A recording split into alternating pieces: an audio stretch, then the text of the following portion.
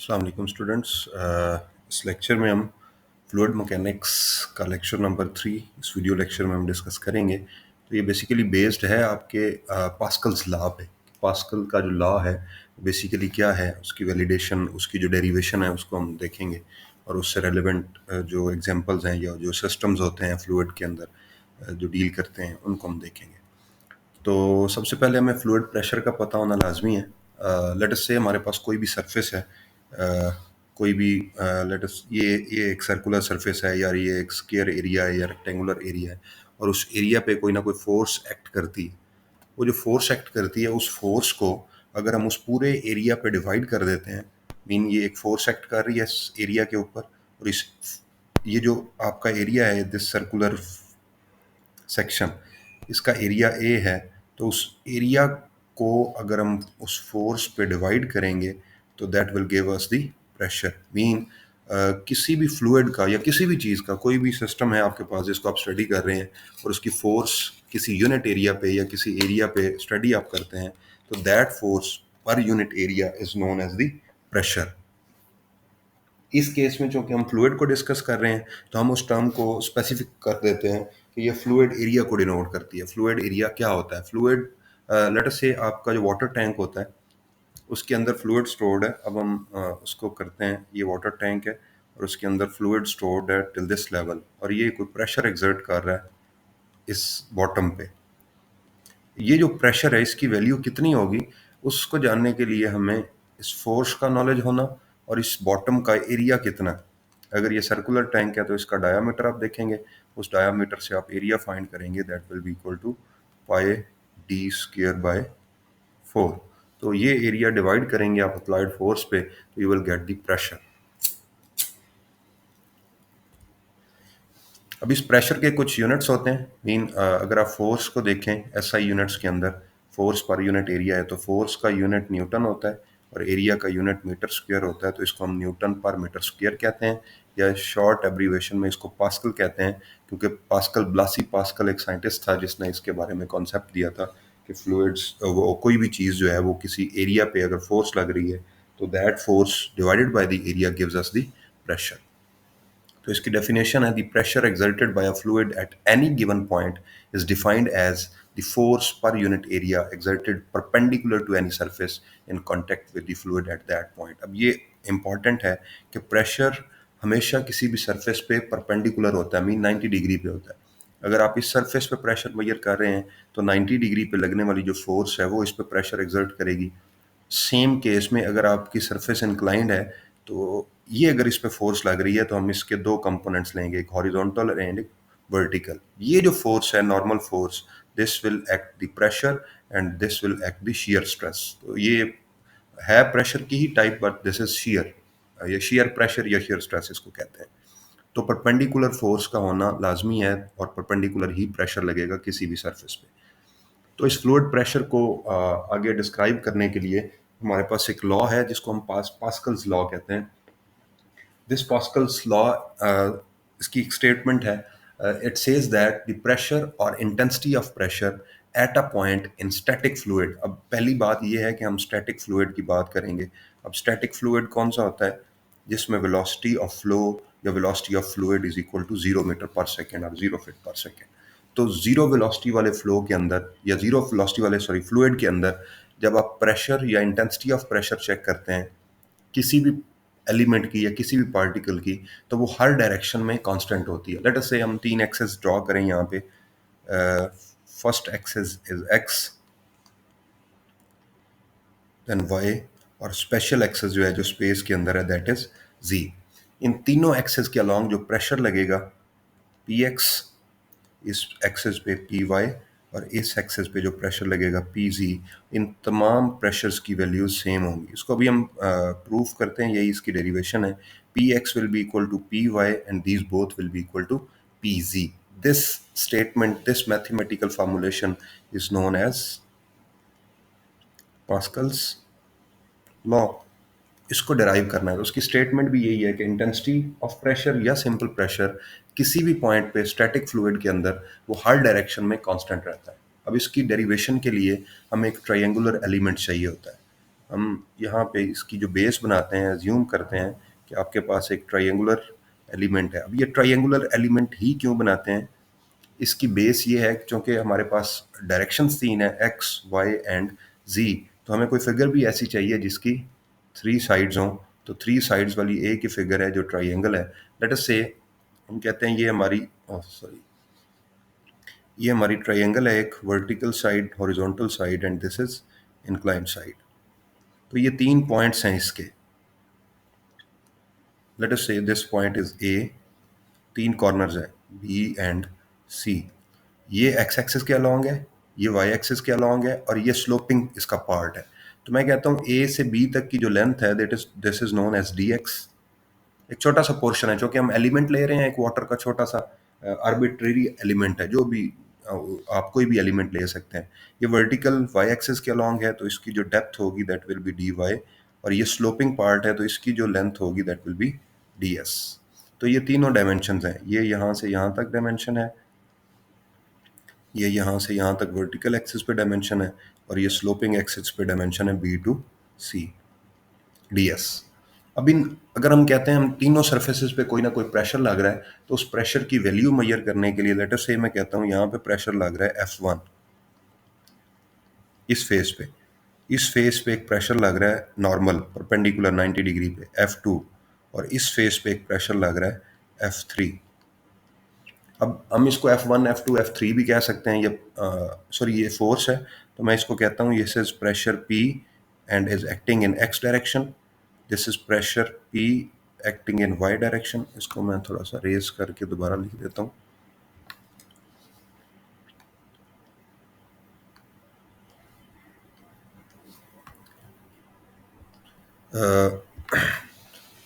ये जो प्रेशर है दैट इज नोन एज, ये सॉरी वाई डायरेक्शन में वर्टिकल प्रेशर है तो इसको हम कहते हैं पी वाई। ये एक्स डायरेक्शन में प्रेशर है, एक्स एक्सिस के अलॉन्ग है, इसको हम कहते हैं पी एक्स। और ये जो प्रेशर एक्ट कर रहा है दिस इज पी जी। ये देखें जी डायरेक्शन में प्रेशर एक्ट कर रहा है, ये जेड एक्सिस है तो इसी डायरेक्शन में ये प्रेशर है, तो इसको हम कहते हैं पी जी। अब ये प्रेशर है जो एक्ट कर रहा है इस स्लोपिंग फेस पे।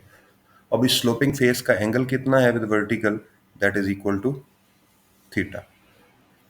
तो ये हमारी एक एलिमेंट है, फ्लूइड एलिमेंट जिसको कहते हैं, आर्बिट्रेरी हमने लिया है। उसके तीन कॉर्नर्स हैं ए बी एंड सी, इनको मिला के आपने एक राइट ट्रायंगल बनाई है। उसमें एक वर्टिकल के साथ एक एंगल है थीटा, उसकी x side d x, y d y, और स्लोपिंग साइड डी एस है। अब देखें आपका जो एलिमेंट होगा वो 3D होगा, मीन उसकी ये दो डायमेंशंस तो हैं, उसमें एक थर्ड डायमेंशन भी होगी। अगर हम इसको 3D में ड्रॉ करें तो मैं इसको ऐसे ड्रॉ करता हूँ। ये एक ट्रायंगल है, ऐप का एलिमेंट जो है, तो ये इसी तरह से दूसरी ट्रायंगल होगी, और इनको आप ऐसे ज्वाइन कर दें तो ये आपकी तीसरी डायमेंशन भी आ गई, ये वाली। एक तो ये है, एक ये है, और एक ये थर्ड डायमेंशन 3D में जेड एक्सिस के अलॉन्ग।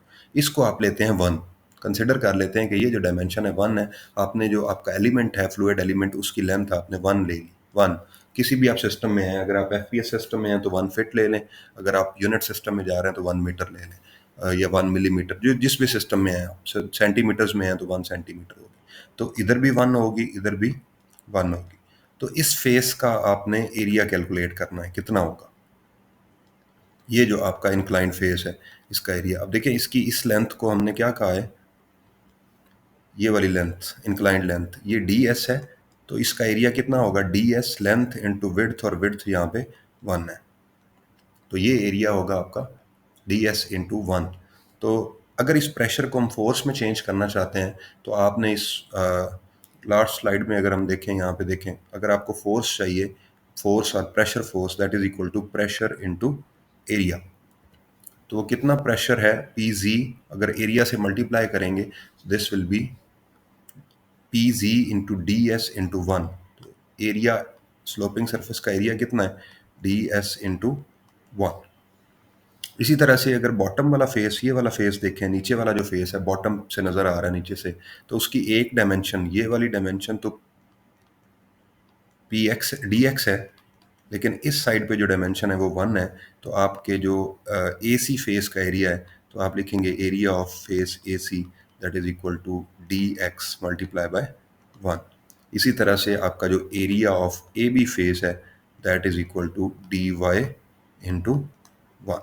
तो ये तीन फेसेस हैं हमारे 3D शेप में, उनके तीन ही एरियाज हैं। अब ये जो आपका दूसरा फेस है वो ये वाला है, ये यहाँ से लेके यहाँ तक ऐसे ऐसे और ऐसे, ये वाला एरिया। तो अगर हम इसको ऐसे देखें तो ये इस तरह से आपको नज़र आएगा। इसकी जो हाइट है दैट इज़ डी वाई, और ये जो आपकी विड्थ है जिसको हमने यूनिट लिया into the paper that is equal to 1। तो इसका ये जो एरिया है that is equal to length into width d x into 1 या डी वाई इंटू 1, जो भी होगा। सॉरी, ये डी वाई है।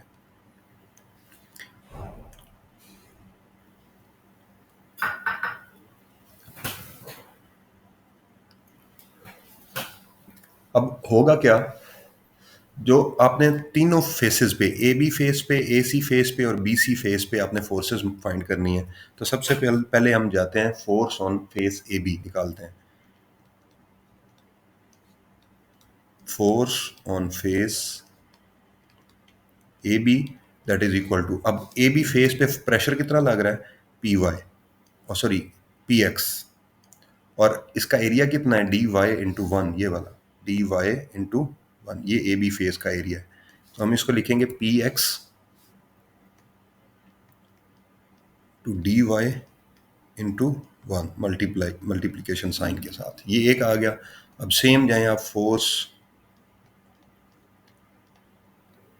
On face a c face, यहाँ पे देखिए कौन सा है, ये ए सी है। यहाँ पे प्रेशर पी वाई लग रहा है और यहाँ पे फोर्स एरिया कितना है, डी एक्स इंटू 1। तो उसको लिख लें p y into d x into 1। और इसी तरह से तीसरे फेज पे देखें आप फोर्स कितनी है, force on face b c, जो बी सी फेस है उस पर फोर्स कितनी है, that is p g into d s into 1। ये तीन आपके पास फोर्सेस आ गई तीनों फेसेस पे, three forces on all three faces, ये आपको मिल चुकी हैं। अब आपने जैसे करते होते हैं हम इक्विलिब्रियम कैलकुलेशंस के लिए, जो आप कंपोनेंट्स हैं उनको इक्वलाइज करते हैं, क्योंकि ये स्टैटिक के अंदर है। आपका जो एलिमेंट है ये स्टैटिक के अंदर है, मीन वेलोसिटी जीरो है। तो हम एक फार्मूला लगाते हैं, summation of forces along x axis is equal to zero, summation of forces along y x is equal to zero. Equilibrium की इक्वेशन आपने अप्लाई करनी है, लेकिन एक चौथी फोर्स भी यहाँ पे एग्जिस्ट करती है। क्योंकि ये एलिमेंट 3D है, तो 3D एलिमेंट का एक वॉल्यूम भी होगा, और सॉरी वेट भी होगा, सेल्फ वेट जिसको हम कहते हैं, जो यहाँ से बिल्कुल वर्टिकली डाउनवर्ड एक्ट कर रहा होगा। तो उस वेट को लेने के लिए हम अलग से एक ट्राइंगल ड्रॉ करते हैं। ये आपकी ट्राइंगल है और ये यहाँ से वर्टिकल इसका वेट डाउनवर्ड एक्ट कर रहा है, जिसको हम W कहते हैं। और फ्लूइड की कोई ना कोई डेंसिटी होगी ऑटोमेटिकली। इसका ये जो डायमेंशन है दैट इज डी वाई, ये वाली जो डायमेंशन है दैट इज डी एक्स। और इसका अगर आपने एरिया लेना है, वॉल्यूम लेना, सॉरी, तो उस वॉल्यूम के लिए आपको ट्रायंगल का वॉल्यूम फाइंड करना है। तो उसके लिए सिंपल फार्मूला होता है, अगर आपने सॉरी इस एलिमेंट का वेट लेते हैं तो वो वेट किसके इक्वल होता है, unit weight multiply by the volume. जैसे हमने यूनिट वेट का फार्मूला पढ़ा है weight per unit volume, that is simply आप वॉल्यूम को इधर मल्टीप्लाई करेंगे तो आपको वेट मिल जाएगा। तो गैमा जो भी फ्लूइड है, वाटर को स्टडी कर रहे हैं आप, अगर आपका ये एलिमेंट वाटर का है तो उसकी डेंसिटी, उसका यूनिट वेट यूज़ कर लें। और यूनिट वेट इक्वल होता है density of that fluid multiply by the gravitational acceleration multiply by the volume. अब यहाँ पे ये फेस हमने ए कहा है, इसको बी कहा है और इसको सी कहा है। तो इस ट्रायंगल का वॉल्यूम लेने के लिए आपके पास फार्मूला क्या होगा, थर्ड डायमेंशन जो थी हमारी उसको हमने क्या कहा हुआ है, दैट इज़ 1, ये जो थर्ड डायमेंशन है। तो इस क्यूब का वॉल्यूम लेने के लिए हमारे पास फार्मूला सिंपली होगा एरिया इनटू लेंथ। सिंपली अगर जाएं आप तो इस फेस का एरिया ले लें और सिंपली उसकी लेंथ से मल्टीप्लाई कर दें, जैसे हम वॉल्यूम का फार्मूला यूज़ करते हैं, एरिया इनटू हाइट, यही कहते हैं। तो एरिया ऑफ ट्रायंगल क्या होता है, length into width over 2 multiply by height. अब इस केस में जो हाइट है वो एक्स एक्सिस के अलॉन्ग और जी एक्सिस के अलॉन्ग है, और वो हमने 1 ली हुई है, ये अजम्पशन है हमारा। और लेंथ कितनी है, ये वाला फेस ए बी और ये ए बी और ये ए सी। अगर हम यहीं कहें तो ये वाली 1 है, ये ए बी है और ये ए बी और ये ए सी है, तो हम क्या देते हैं, rho into g into volume is length of a b multiply by a c. ये देखें, ये हाइट और ये बेस, परपेंडिकुलर इनटू बेस लेते हैं और डिवाइड बाय क्या कर देते हैं, 2, ये एरिया ऑफ राइट ट्राइंगल आ गया, मल्टीप्लाई बाय थर्ड डायमेंशन जो हमने 1 दी हुई है, तीसरी साइड पे जो डायमेंशन है ये वाली, दिस इज 1।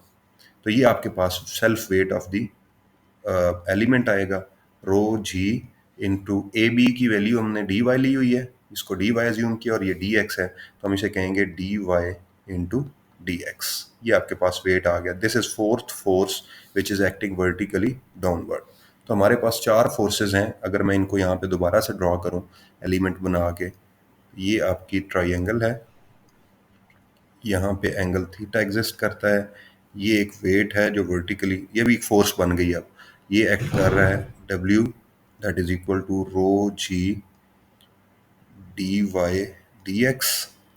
यहाँ पे एक फोर्स वर्टिकली अपवर्ड एक्ट कर रही है जिसको हमने कहा है p y to d x, और यहाँ पे एक फोर्स एक्ट कर रही है that is p x into d y, और यहाँ पे एक फोर्स एक्ट कर रही है दैट इज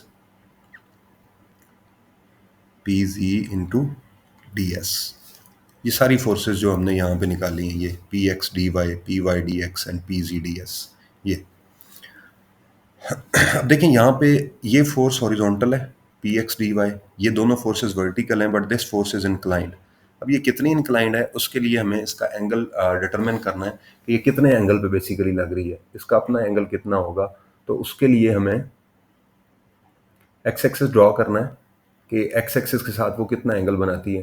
तो मैं यहाँ पे इसको थोड़ा सा इलोंगेट करता हूँ इस पॉइंट पे, और इसको हम सेपरेटली सॉल्व करते हैं। ये आपका यहाँ पे आप, सॉरी, हम नेक्स्ट उस पे जाते हैं।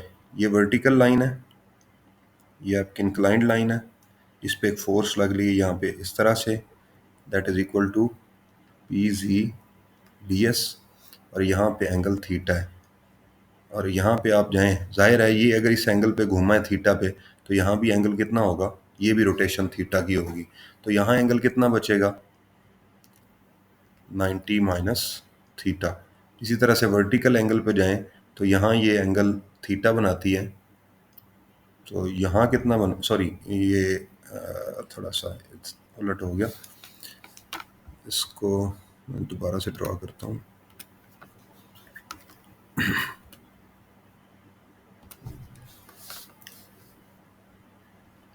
ये आपका इंक्लाइंड फेस है, यहाँ पे फोर्स एक्ट कर रही है जिसको हमने कहा है P g into d s. ये आपका वर्टिकल फेस है, यहाँ पे ये एंगल बना रहा है थीटा, इसकी रोटेशन ये है, तो इसका एक कंपोनेंट यहाँ पे एक्ट करेगा इस फोर्स का वर्टिकल, और एक कंपोनेंट एक्ट करेगा यहाँ पे हॉरिजॉन्टल। अब यहाँ पे एंगल कितना है, अगर इसका एंगल थीटा है तो ये वाला एंगल भी कितना होगा, थीटा होगा। तो ये वाला एंगल कितना होगा, 90 minus theta, again this angle will be theta. तो ये एडजस्टमेंट है, मतलब इनको हम थोड़ा स्पेसिफाई करते हैं कि ये कंपोनेंट्स डिवाइड हो जाएं, थीटा 90 माइनस थीटा, और ये कितना होगा फिर अगेन 90 माइनस थीटा। तो इन सारे एंगल्स का समेशन जो है वो 180 डिग्री होता है। ये पूरी, चूँकि यहाँ से लेके यहाँ तक सेमी सर्कल कंप्लीट हो रहा है, तो ये 180 डिग्री इनका समेशन होगा। अभी मतलब हम इनकी कैलकुलेशन पे तो नहीं जा रहे, हमने सिर्फ कंपोनेंट्स फाइंड करने हैं। तो ये एक ट्रायंगल बनती है,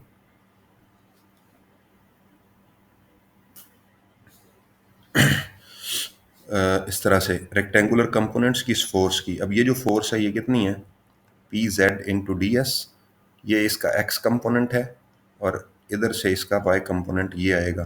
तो यहाँ पे एंगल कितना बन रहा है, थीटा।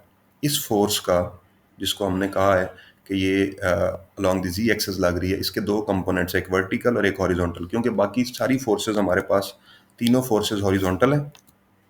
ये देखें, ये दो फोर्सेस वर्टिकल हैं और एक फोर्स हॉरिजॉन्टल है। तो इस फोर्स को भी हमें हॉरिजॉन्टल और वर्टिकल कंपोनेंट्स में चेंज करना है। तो सिंपली इसका वाई कंपोनेंट क्या बनेगा, ये वाला, this will be equal to P g d s sine theta, और एक्स कंपोनेंट क्या बनेगा, p g d s cos theta. तो ये हमारे पास दो कंपोनेंट्स आ गए हैं। अगर हम दोबारा से इसी एलिमेंट को ड्रॉ करते हैं थर्ड फॉर दिस टाइम, कि अब हम उनकी वैल्यूज़ ले लें अलॉन्ग एक्सेस जितनी भी हैं, तो यहाँ पे अब हमारे पास वो फोर्स ख़त्म हो जाएगी, ये वाली फोर्स एग्जिस्ट नहीं करेगी। अब इसके कंपोनेंट्स हैं, एक वर्टिकल और एक हॉरिजॉन्टल, और उनकी डायरेक्शन ये होगी इसकी इस डायरेक्शन की वजह से ये नीचे की तरफ आ रही है और लेफ्ट की तरफ जा रही है, तो एक वर्टिकल कंपोनेंट नीचे की तरफ आएगा और हॉरिजॉन्टल कंपोनेंट लेफ्ट की तरफ जाएगा। तो इस कंपोनेंट का हम नाम देंगे इसको p g d s cos theta, this component is p g d s sine theta. ये वाला कंपोनेंट यहाँ पे एक्ट कर रहा था, that is equal to P y into d x. ये कंपोनेंट यहाँ पे फोर्स एक्ट कर रही थी पी एक्स डी वाई, और यहाँ पे इसका सेल्फ वेट एक्ट कर रहा था नीचे की तरफ, that is d x d y into rho g. तो ये सारी फोर्सेस, पांच फोर्सेस हैं हमारे पास अब आ गई। मेनली चार फोर्सेस थी, लेकिन एक जो इंक्लाइन फोर्स थी उसको हमने दो और कंपोनेंट्स में ड्रॉ किया, तो ये पांच फोर्सेस हैं। अब आपने क्या करना है यहाँ पे, अब इसकी आगे सोल्यूशन, ये तो थी ज्योमेट्रिकल इसकी सॉल्विंग, ज्योमेट्री सॉल्विंग। अब हम करेंगे कि यहाँ पे एक फार्मूला अप्लाई करेंगे, summation of forces along x axis is equal to zero, और you will take right forces as positive. जो राइट साइड पे फोर्सेस लग रही हैं वो जीरो है, पॉजिटिव होंगी। अब इसमें ये फोर्स भी नहीं आएगी, वर्टिकल है, ये भी नहीं आएगी और ये भी नहीं आएगी, तो सिर्फ ये दो फोर्सेस आएंगी, पी एक्स डी वाई, चूँकि ये राइट साइड पे लग रही है, इधर से इधर जा रही है तो पॉजिटिव होगी, इसको हम कहेंगे पी एक्स डी वाई।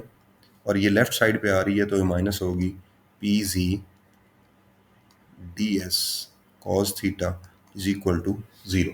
अब ये हमारे पास एक बनेगी फार्मूलेशन।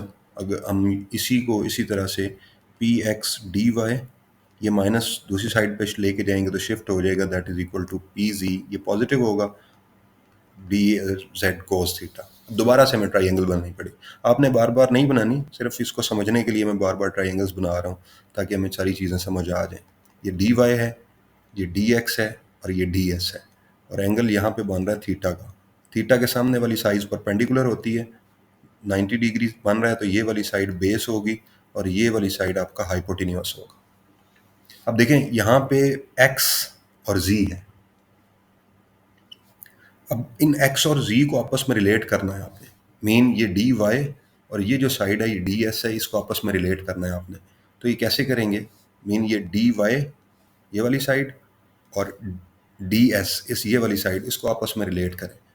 अब ये हाइपोटेन्यूस है और ये बेस है, इन दोनों को अगर आप आपस में रिलेट करें ट्रिग्नोमेट्रिक रेशियोज के थ्रू, तो cos theta is equal to base over hypotenuse होता है।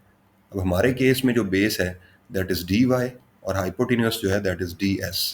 तो आप कह सकते हैं कि इस ट्रिग्नोमेट्रिक रेशियो से कि d y is equal to d s into cos theta. हम ये कह सकते हैं कि d y is equal to d s into cos theta. It means d s cos theta is equal to d Y.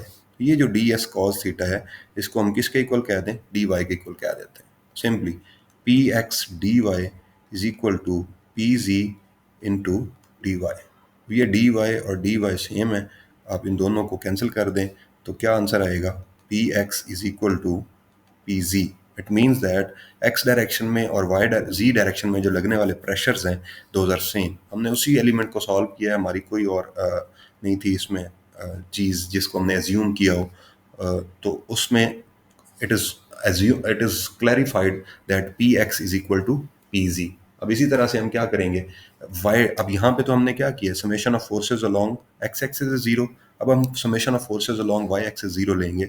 तो इसी case में आप यहाँ से स्टार्ट करते हैं, फिर हम नेक्स्ट पेज पे चले जाएंगे।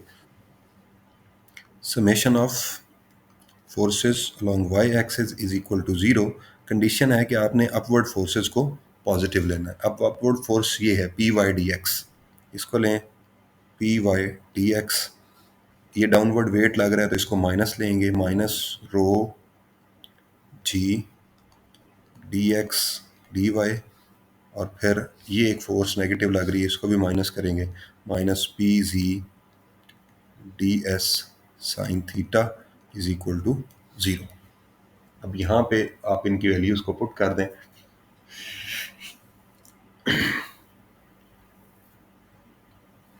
P y d x rho g d x d y over two, या yes d x d y over, sorry ये बाय टू भी था यहाँ पे ना, उस वेट के केस में ये जो वेट है यहाँ पे बाय टू भी है, तो मैं शायद लिखना भूल गया उसको। यहाँ पे इसके साथ डिवाइडेड बाय टू, चूँकि ये टू है तो ये आएगा इसी तरह डिनोमिनेटर के अंदर, तो आप इसको यहाँ टू भी लिखेंगे, d x d y by two into rho g. ये जो आपके पास आएंगी चीज़ें, इनको आपने एट अ टाइम रिजॉल्व करने की कोशिश करनी है।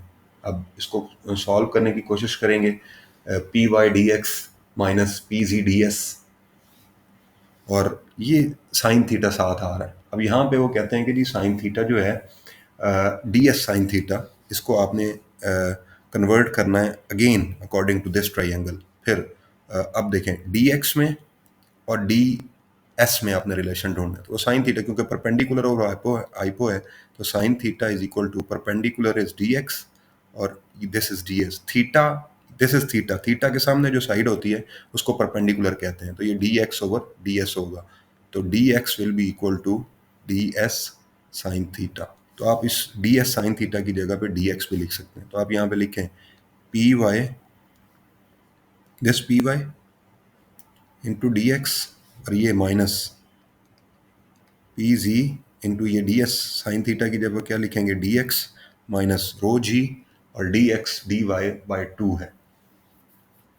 अब बेसिकली होगा क्या कि आपका चूंकि एलिमेंट बहुत ही छोटा है, ये डी यहाँ से बता रहा है कि element is very very small, जब डी एक्स और डी वाई दोनों चीज़ें आपस में स्मॉलर वैल्यूज़ मल्टीप्लाई होती हैं, मीन 0.1 मल्टीप्लाई बाय 0.1 करेंगे, दिस विल बी 0.01, 0.001, इस तरह से इसका आंसर आएगा, मीन ये बहुत छोटा आंसर हो जाएगा। तो जब स्मॉलर वैल्यूज़ आपस में मल्टीप्लाई होती हैं तो और स्मॉलर होती हैं, तो इसलिए हम कहते हैं this part will be neglected. तो ये यहाँ सॉरी ये माइनस और यहाँ पे ज़ीरो, इस निगलेक्शन की वजह से ये ज़ीरो हो जाएगा, इक्वल टू ज़ीरो है। अब इनको आप करें तो p y d x is equal to P g d x हो जाएगा। अब यहाँ पे ये डी एक्स सेम है, ये आपस में डिडक्ट होंगे, तो p Y is equal to P g, p Y is equal to P G. अब उसमें देखें, हम पहली बार हमने ये प्रूव किया था कि P x is equal to P g है,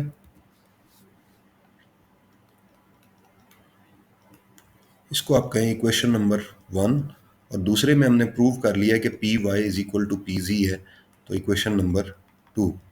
अब अगर ये राइट साइड्स बराबर हैं तो लेफ्ट साइड्स भी बराबर होंगी दोनों इक्वेशंस की, तो आप ये कह दें comparing equation 1 and 2, right sides equal हैं तो लेफ्ट साइड्स भी इक्वल होंगी, mean P x is equal to P Y. अब ये इक्वेशन नंबर 3 आ गई आपके पास। अब इन तीनों इक्वेशंस में देखें, पी एक्स पी जी के इक्वल है, पी वाई पी जी के इक्वल है, और पी एक्स पी वाई के इक्वल है, तो फिर हम ये नहीं कह सकते कि P x is equal to P Y is equal to P G. अब इनिशियल स्टेटमेंट आप देखें कि किसी भी स्टैटिक फ्लूइड के अंदर, स्टैटिक फ्लूइड मींस जिसकी वेलोसिटी जीरो है, उसके अंदर प्रेशर या इंटेंसिटी ऑफ प्रेशर किसी भी पॉइंट पे सारी डायरेक्शंस में इक्वल होता है, तो वो हमने प्रूव किया है using the geometry of an element. यहाँ पे इसकी अगर स्टेटमेंट देखें, ये वाली, इट स्टेट्स दैट प्रेशर और intensity of pressure at a point in static fluid is equal in all directions. अब हमारे पास मैक्सिमम डायरेक्शंस कितनी हैं, 3, एक्स वाई एंड जी, और उनमें प्रेशर पी एक्स होता है, पी वाई होता है एंड पी जी होता है। तो स्टार्ट में मैंने कहा था P X P Y and P G will be equal, तो जब ये इक्वल होंगे it means that Pascal's law is being followed. तो ये हमने यहाँ पे डिराइव कर लिया है, P X P Y and P G are equal. अब इसी से हम नेक्स्ट क्वेश्चंस तो हैं इसके रेलिवेंट वो भी कर सकते हैं। इसकी दो एप्लीकेशंस हैं, एक हम हाइड्रोलिक लिफ्ट कहते हैं और एक हाइड्रोलिक वो होता है जैक, हाइड्रोलिक जैक। ये गाड़ियों को रेज करने के लिए या उठाने के लिए उनको यूज़ होता है। तो उसकी एग्जांपल हमारे पास उसकी मोस्टली एग्जांपल्स हम कर सकते हैं इससे ही तो अगर हम हाइड्रोलिक प्रेस की बात करें, हाइड्रोलिक प्रेस या हाइड्रोलिक जैक की बात करें, तो उसकी एग्जांपल हम एक ले लेते हैं यहाँ पे। क्वेश्चन स्टेटमेंट है, a hydraulic press has a ram of 30 centimetre diameter and a plunger of. अब इसमें जो आपका हाइड्रोलिक प्रेस है ना, उसमें दो कंपोनेंट्स होते हैं। वो मैं ड्रॉ करता हूँ और उसके बाद मैं आपको स्टेटमेंट भी इसकी बता दूंगा साथ।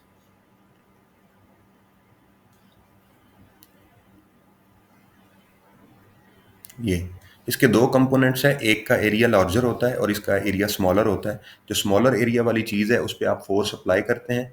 ये जो एरिया है, ये जो साइड है, इसको हम कहते हैं प्लंजर, स्मॉलर डायमीटर की। और ये जो चीज़ है लेफ्ट साइड पे, इसका लार्जर एरिया होता है, इसको रैम कहते हैं। और इसके अंदर कोई ना कोई आपने फ्लूइड फिल किया होता है, कोई भी फ्लूइड, ऑयल हो सकता है, लोअर डेंसिटी हायर डेंसिटी का। तो डिपेंडिंग अपॉन स्पेसिफिक ग्रेविटी और रिक्वायरमेंट्स, यहाँ आप प्लंजर पे फोर्स अप्लाई करते हैं और रैम से आपको फोर्स आउटपुट मिलती है। तो यहाँ पे जो फोर्स एक्ट करती है that is known as F1। यहाँ पे जो फोर्स होगी दैट विल बी F2। इसका एरिया A2 होगा और इस प्लंजर का एरिया A1 होगा। ये सर्कुलर शेप में होते हैं मोस्टली, मतलब इसकी शेप इस तरह से होगी टॉप से देखेंगे, और इसकी शेप इस तरह से होगी टॉप से। तो डायमीटर गिवन हो अगर आपके पास, तो आप इनके एरियाज भी फाइंड कर सकते हैं, A1 एंड A2। इसका डायमीटर D1 होगा और इसका डायमीटर D2 होगा। तो क्वेश्चन की स्टेटमेंट है, a hydraulic press has a ram of, this is ram, इसका जो डायमीटर है that is equal to 30 centimetre. तो हम क्या देते हैं, D2 हमें गिवन है that is 30 centimetre, D2 is 30 centimetre और D2 is equal to 0.3 metre and a plunger of 4.5 centimetre. ये जो प्लंजर है इसका डायमीटर इज 4.5 सेंटीमीटर, इसको हम D1 कह रहे हैं। This is 4.5 centimetre and D1 is equal to 0.045 metre. 100 पे डिवाइड करेंगे तो सेंटीमीटर मीटर में चेंज हो जाता है। अब find the weight lifted by the hydraulic press. अब हाइड्रोलिक प्रेस ले वेट उठाती है, अब कहाँ उठाती है, रैम ने वो वेट उठाना होता है बेसिकली। अब यहाँ पे अप्लाई करते हैं फोर्स प्लंजर पे, और जो ये आपकी रैम है ये वेट उठाती है। वेट मीन ये कितनी फोर्स उठा सकता है या ये कितनी चीज़ ऊपर की तरफ लिफ्ट कर सकता है, जब when a force of 500 Newton is applied at the plunger.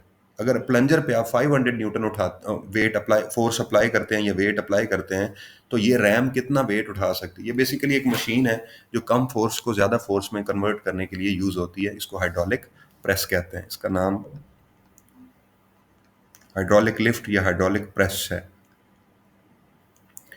तो ये डाटा हमें गिवन है। इसके अंदर देखें, यहाँ पे जो प्रेशर लग रहा है P1 और यहाँ पे जो प्रेशर लग रहा है ऊपर की तरफ P2 वो सेम है, क्योंकि अभी हमने पास्कल्स के लॉ में देखा है कि यहाँ जो एलिमेंट है वो भी तो उसी फ्लूइड का है और उससे प्रेशर मूव करते करते यहाँ पहुंचा है। तो प्रेशर दोनों साइडों पे, दोनों पॉइंट्स पे प्रेशर सेम होगा।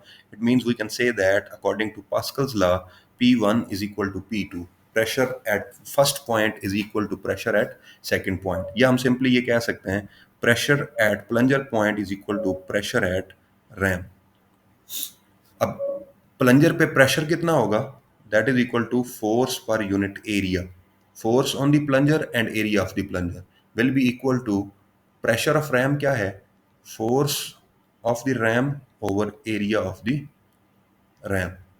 या इसको हम 2 का नाम देते हैं तो यहाँ भी इसको 2 लिख दें। मीन्स हम इसे कहेंगे F2 ओवर A2। अब सबसे पहले डाटा आप एक्यूमुलेट कर लें।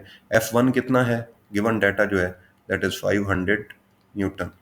व्हाट इज F2, रैम ने जो वेट उठाना है वो हमें फाइंड करना है। What is A1, A1 will be equal to pi D1 square by 4। अब पाई की वैल्यू 3.1416 होती है, D1 की वैल्यू 0.045 इसका स्क्वायर ओवर 4 है। तो A1 की वैल्यू कितनी आएगी हमारे पास, area 1 is equal to 0.00159 metre square. इसी तरह आप A2 के लिए रैम का एरिया फाइंड करें, that will be equal to pi D2 square by 4।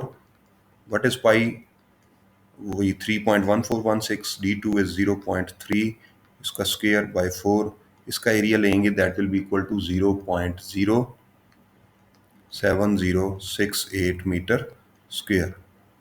ये आपके पास एरिया आ गया रैम का।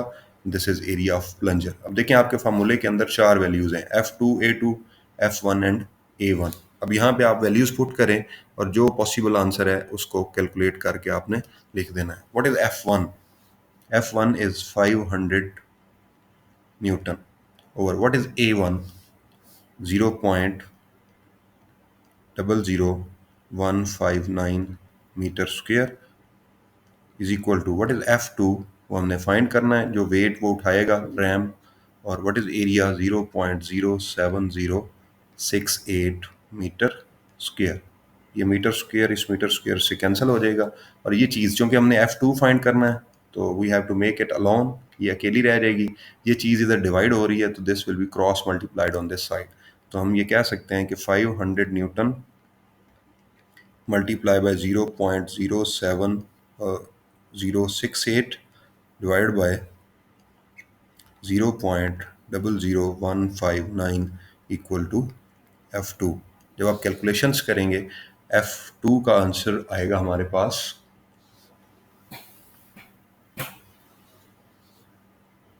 22.22 सॉरी 22,222 न्यूटन। तो ये 22,222 न्यूटन, या इसको आप कह दें 22.22 किलो न्यूटन्स। 1000 पे डिवाइड करेंगे तो न्यूटन किलो में चला जाएगा।